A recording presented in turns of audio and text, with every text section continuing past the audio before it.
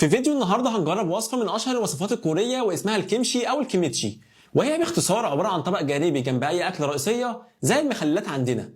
وبصراحه دي من اكتر الوصفات اللي اتطلبت مني، علشان كده كنت متحمس ان اجربها واشوف الطعم عامل ازاي. وبس كده، كل اللي عايزه منك تتحمس معايا ويلا بينا نبدا الفيديو بتاعنا. اول خطوه هنقول بسم الله، وهنحتاج 2 من الكرنب الصيني، وهنبدا نقطع الجزء ده.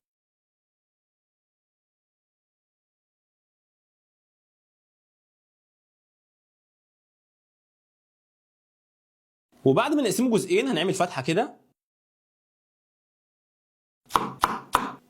وهنبدا دلوقتي ننقعه في الميه، وهنبدا نصفيه كويس.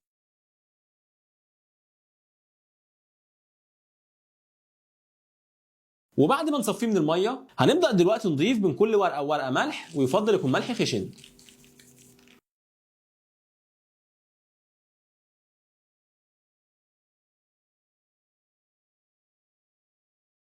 وبعد ما نضيف الملح هنبدا نحطهم في علبه، وهنغطيهم لمده 30 دقيقه ونرجع لكم تاني. وبعد مرور 30 دقيقه هنقلبه على الجنب التاني،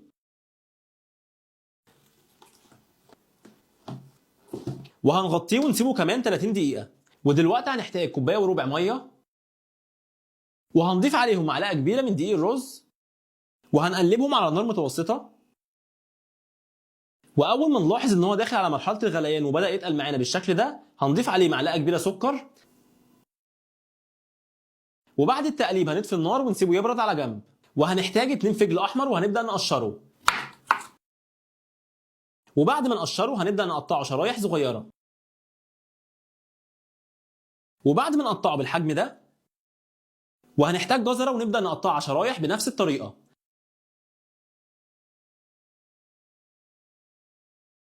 وهنحتاج حبه تفاح او كمثرى ونبدا نقطعها بنفس الطريقه.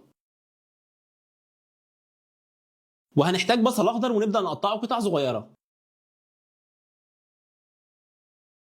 وبعد ما نقطع الخضروات بالشكل ده هنسيبها على جنب. وبعد مرور 30 دقيقه على الكرنب هنبدا نقلبه على الجنب التاني، وبرضه هنقفل عليه لمده 30 دقيقه ونسيبه على جنب. ودلوقتي هنحتاج بصله صغيره ونبدا نقطعها. وبعد ما نقطعها بالحجم ده نحطها في الكبه، وهنضيف عليها 110 جرام فصوص ثوم، وهنحتاج 40 جرام جنزبيل ونبدا نقشره ونقطعه قطع صغيره. ودلوقتي هنطحنهم في الكبه. وبعد ما ننعمه بالشكل ده هنبدا نضيفه على الخليط اللي كنا سايبينه يبرد على جنب. وهنضيف عليهم كوبايه شطه او فلفل مجفف مطحون حار، ويفضل تستخدم الشطه الكوري. وهنضيف تلت الكوبايه اويستر صوص او صوص محار. ودلوقتي هنقول بسم الله ونقلب كويس. وبعد التقليب كده خليط الكيمشي او الكيميتشي اصبح جاهز. ودلوقتي هنضيف على الخليط الخضروات اللي كنا مقطعينها شرايح، وهنقلب كويس. وبعد التقليب هنسيبه على جنب. وبعد مرور اخر 30 دقيقه على الكرنب الصيني هنبدا نشطفه بالميه.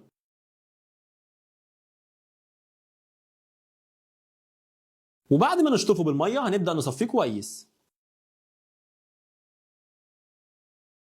وبعد ما نصفي الكرنب من الميه هنبدا نضيف بين كل ورقه وورقه خليط الكيميتشي. وبعد ما نضيف الخليط بالشكل ده هنبدا نلمه كده، وهنبدا نحطه بالطريقه ديت في برطمان او طبق ازاز او علبه بلاستيك. وبعد ما نخلص باقي الكميه دلوقتي هنغطيها ونسيبها في الثلاجه اقل حاجه 3 ايام عشان يكون جاهز على الاكل، ونرجع لكم تاني. ورجعنا لكم بعد مرور حوالي 3 ايام، وهو ده كده الشكل النهائي. وكده الكيمشي اصبح جاهز على الاكل، وعايز اقول لكم ان ريحته حرفيا في منتهى الجمال. وبعد التقديم ممكن نغطيه ونحفظه في الثلاجه لفتره طويله. ويلا بينا دلوقتي ندوق ونشوف الطعم عامل ازاي. بسم الله. انا عايز اقول لكم مبدئيا كده من ناحيه الريحه هي ريحته حلوه قوي. اما من ناحيه الطعم الصراحه لما اكلته ساده كده لوحده طعمه ما عجبنيش، لان هو يعتبر طبق جانبي جنب اي اكل رئيسيه، فلازم تاكله جنب طبق رئيسي عشان الطعم يكون مقبول. وبس كده، ده كان رايي، واشوفكم في فيديو جديد. سلام.